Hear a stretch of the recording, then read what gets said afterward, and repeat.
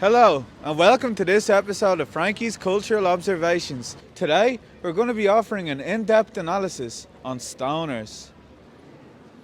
Stoners suffer from short-term memory loss. They keep listening to gangster rap and forgetting that they're white. Stoners have a look on their face like they're about to talk about Buddhism, but they never do. That's just the face they make when they're trying to remember where they left their skateboard. Stoner girls are a predictable breed. They exclusively hang around with other guys because they think girls are too much drama. But the truth is, other girls frighten them because they see right through their eat, pray, love, I want to go bagpacking personality type. Stoner girls, by default, have a weed-related quote in their Instagram bio. Usually something like, inhale the good shit, exhale the bullshit. And it turns out the bullshit they speak of is usually their lack of a father figure. Stoners are often a paranoid, anxious species of skaters. When they're not bombarding their brain cells with voice documentaries and vegetable vapes, they're complaining about the constant underlying existential dread they experience 24/7. They think Mercury's in retrograde and their chakras are out of whack. But if you shatter their illusion and even suggest that their problems might be weed related, they'll strangle you with their 420 socks. I don't have No, any. it's actually grand. I wasn't asking you a question there. Stoners have an inherent inability to accept that you don't like weed. They think you just haven't found the right strain or you haven't smoked enough. If weed disagrees with you, you must just be a weak idiot who's never listened to a podcast before. Here, does this look mad to you, man? What are you seeing now?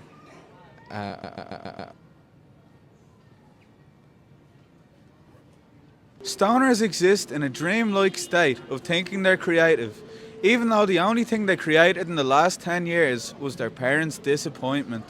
Stoners always talk about philosophy and lack the self-awareness to realise that nobody cares. They constantly plagiarise Terence McKenna teachings and pass it off as some profound thought they just had. And they're required to listen to Tool and dance around like a burn victim looking for the nearest pool. It's rare to spot the stoner species when they're not under the influence. But if you're ever unfortunate enough to catch a glimpse of it, you'll witness firsthand the unfettered rage of a middle-aged man-child who still rebels against his overprotective parents. Contrary to popular belief, stoners are actually highly driven and determined, but only when they've run out of weed.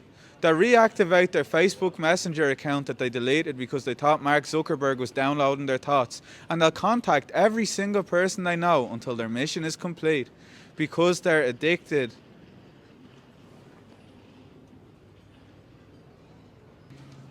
Under the pressures of Marxist logic, all that's solid melts into air.